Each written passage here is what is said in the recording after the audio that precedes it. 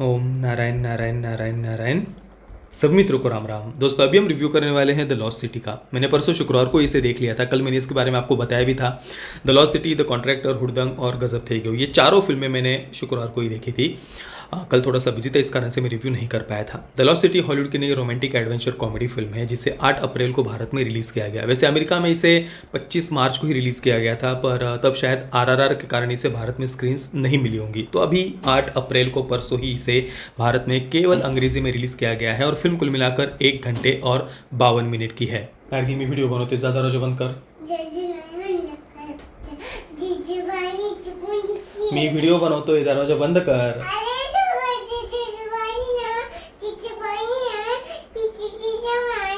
इकडे इकडे राम राम कर सगळ्यांना, इकडे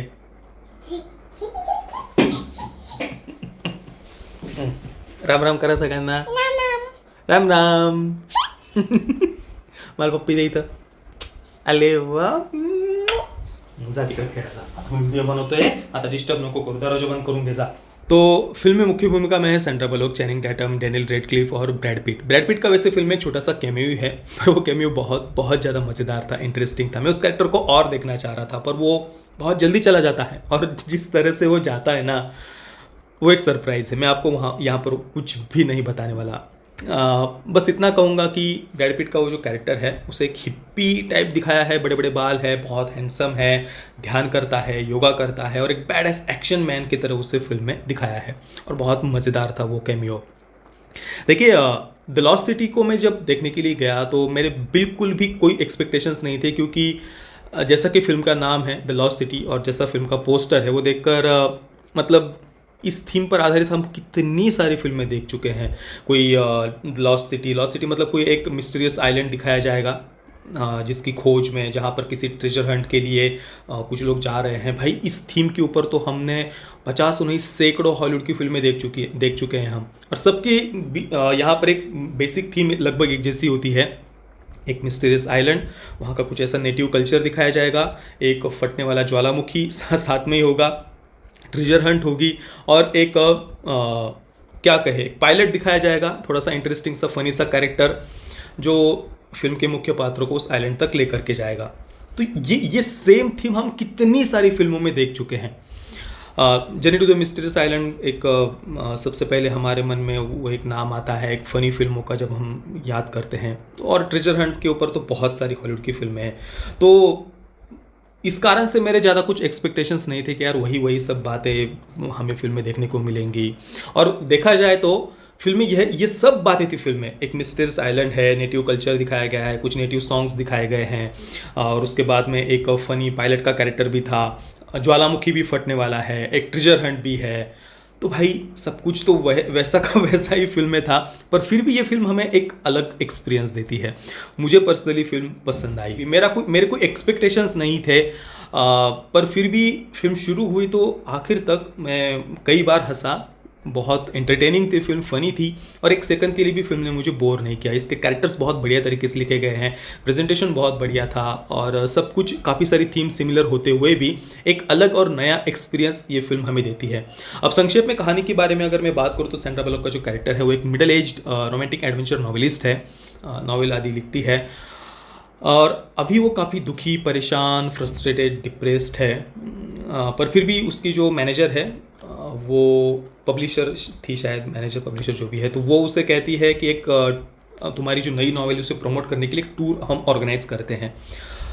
सैंड्रा बलोक का जो कैरेक्टर है उसकी कोई इच्छा नहीं थी इस टूर पर जाने की, पर फिर भी उसे ज़बरदस्ती जाना पड़ता है और वहाँ पर जो एक जिस कैरेक्टर के इर्द गिर्द ये पूरी उसकी नॉवेल घूमती है, तो एक कवर मॉडल है जिसका नाम है एलन मैकमोहन, जो सैंड्रा की यानी उस कैरेक्टर का नाम लॉरेटा है, उसके नॉवेल के लिए वो पोज आदि करता है। और लॉरेटा की इस एलन के साथ में टूर पर जाने की बिल्कुल भी इच्छा नहीं है। लॉरेटा पहले से ही डिप्रेस्ड, परेशान आदि है। 5 वर्ष पहले उसके पति की मृत्यु हुई थी, वो एक आर्कियोलॉजिस्ट था और उस तभी से वो काफ़ी परेशान है। पर जो एलन है वो अति उत्साही है वो कुछ ज़्यादा ही खुश है इस टूर से और इस कारण से वो उसके साथ नहीं जाना चाहती, पर फिर भी उसे ज़बरदस्ती जाना पड़ता है और पहला ही जो प्रोग्राम होता है इस टूर का वो पूरी तरीके से बर्बाद हो जाता है। काफ़ी सारे उसमें प्रॉब्लम्स आदि आते हैं। एलन का भी गलती से लॉरेटा अपमान कर बैठती है उस प्रोग्राम में। पर फिर भी एलन एक खुशमिजाज अंदाज का एक कैरेक्टर उसे दिखाया है। इसके बाद में डैनियल रेडक्लिफ का जो एक कैरेक्टर है उसका नाम है एबिगेल, वो लोरेटा को किडनैप कर लेता है। एबिगेल एक बहुत बड़ा क्या कहे बिजनेसमैन है, काफ़ी सारे बिलियनियर कह सकते हैं, पैसे आदि है, और उसने लॉस्ट सिटी को खोज लिया है, पर वहाँ पर एक कोड को वो डिकोड नहीं कर पा रहा है और उसके लिए उसे मदद चाहिए लोरेटा की। अब वो एडवेंचर नॉवेलिस्ट है, ऐसे काफ़ी सारी थीम पर उसने लिखा हुआ है। तो एबिगेल का ऐसा मानना है, डैनियल रेडक्लिफ का जो कैरेक्टर है उसका उसे ऐसा लग रहा था कि शायद इसे पता होगा लोरेटा को, वो इसे डिकोड कर सकती है, तो उसे किडनैप करके उस लॉस्ट सिटी में लेकर के जाता है। और इसके बाद में अब ये जो एलन है उसे लोरेटा को बचाकर वापस लाना है, और वहाँ बचाने के लिए जाते समय वो ब्रैड पिट का जो कैरेक्टर है उसे साथ में लेकर के जाता है मदद के लिए। और उसके बाद में अभी वो लोरेटा को कैसे बचाते हैं, यही पूरी इसकी कहानी है। तो देखिए बाकी सारी काफ़ी थीम जो थी वो फिल्म की तो सेम थी, पर जो मुख्य जो फोकस था इस फिल्म में वो था लोरेटा और एलन इन दोनों की प्रेम कहानी पर, और वो काफ़ी इंटरेस्टिंग था, वो पार्ट मज़ेदार था, फनी था, उन दोनों के बीच की केमिस्ट्री मुझे पसंद आई फिल्म में। और ओवरऑल फिल्म हमें एंटरटेन करती है, कहीं पर भी बोर नहीं करती। बस एक बात फिल्म में और बढ़िया हो सकती थी, और वो है डैनियल रेडक्लिफ का एबिगेल का कैरेक्टर। उसे उतना बढ़िया तरीके से फिल्म में नहीं लिखा गया था, या उतना स्क्रीन टाइम भी नहीं दिया गया, तो उसे और थोड़ा सा क्रूर, थोड़ा निगेटिव दिखाया जा सकता था और मज़ेदार उसे बनाया जा सकता था। पर वो बात कुछ हम उतना निगेटिव नहीं कह सकते, ठीक है, वो और बेटर हो सकती थी, मतलब वो कोई माइनस पॉइंट, निगेटिव पॉइंट नहीं है, बस और बढ़िया तरीके से उसे लिखा जा सकता था।